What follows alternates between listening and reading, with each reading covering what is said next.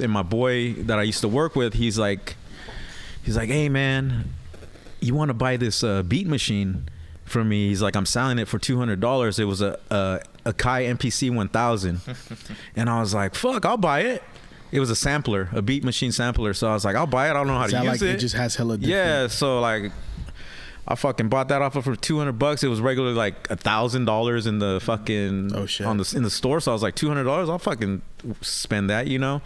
And then I had a bunch of records and a record player, and I just started making my own beats and shit. And I was like, oh, this is sick. Like, get hella lit and just fucking make beats. Fucking make beats, you know. Just so I learned that, and then my sister was dating this, or it was like her friend from work, and he was like when I first saw him, I was like, damn, this boy's like hella nerdy. It was like a little white boy, hella nerdy white boy. But he would come over and she's like, yeah, he raps and shit. And he rapped in front of me. I was like, God, I was blown away. I was like, shit. And then he told me he's been in the scene for a long time. So I was like, fuck. So he was kind of like my mentor to me. Like, he heard that I was making beats, and then I was like, fuck, I want to rap too. But before then, like, one of my good friends, he had his own studio in Modesto, and it was called Polygraph Records. And then that's where my friend Nick Fuck and Cobalt 45, like a bunch of local rappers, a bunch of good friends of mine, they were always over at the house rapping and stuff. And then my friend Drew, the one that owned the studio, he would always tell me to come and like he would have some beats, and he would say lay down some guitar work on it. So that's how I got into it. I was just laying guitar work down, but then when I'd sit there, I would listen to them rapping and stuff. I was like, I could do this too, you know. And then I was just like, fuck. So like all the things you're mentioning, it's just you watching some guy do it, like, yeah, I want to do that too. Yeah, I'm like, fuck. It's like, because like in life, a lot of people, all you have to do is just do it. Like, you know, if you want to do something, you just go and do it. Absolutely. Like, instead of like later on in life, you're like, fuck, man, I should have did that, but I didn't. You know, you get all like, but a lot of things, I mean, I'm not saying you go out and do like 30 backflips or something, you know, but you can. Yeah, you can if you train yourself to do it. It also seems like you picked up on a lot. Like you were just a duck to water with a lot of things. Like, did anyone show you how to use the MPC? You I played around with it and figured it out. I don't even think YouTube was out back then when I was fucking learning that shit. I think all we had was like, I think we had a mobile phone. I think, but I don't know. That's sometimes the best way to learn. Yeah, you know, you just fuck around with stuff. Yeah, just get it.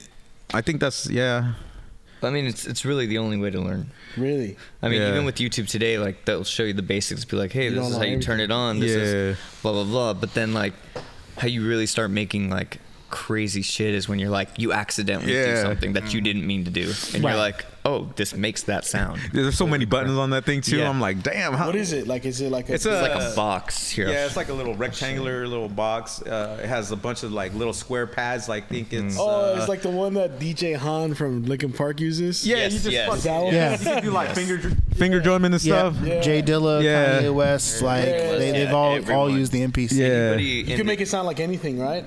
Yeah. Well, as long as you could like sample, well, they'll have sound kits, and then you could sample records and stuff and get shit like that off of it. You could download some stuff into it, but like it's not like a MIDI controller per se. Okay. So like it's like the size of that thing. No, maybe a little bigger. There's one that is like that, and it is a MIDI controller. It's called the MPC 1, or not the. Or you still have it? I actually, I've been through hell of MPCs. It's been a long time since. Because back then when you didn't know how to use something, you had to call manufacturer. Well, I sold that one. I sold it because my buddy, the same guy that had the studio, he was like, hey, Isaac, I got these MPC 5000s right now. If you want to fucking... I'm selling them for $500, and at that time they were they were like $5,000, I think. That's a steal. So I was just like, fuck paying rent this month. I'm fucking buying that shit. I'll find a way. I'll go recycle cans. I don't give a fuck. You know, like I'm getting that. That's like my dream. So I sold that MPC 1000. I think for $300, so I made $100 off of it, and then I only had to come up with $200 for the 5,000. So I was like, ugh. So I got that, and then man, I think out of all my MPCs, that was one of my favorites because the sounds on that and in the bank and how you could just sample from that one, it was so dope. And then I had to sell that one like later on because I had to pay my rent, and I was like, fuck, I was struggling at the time because I had a kid with my ex. And I was just like, fuck, now it's time to be a family guy.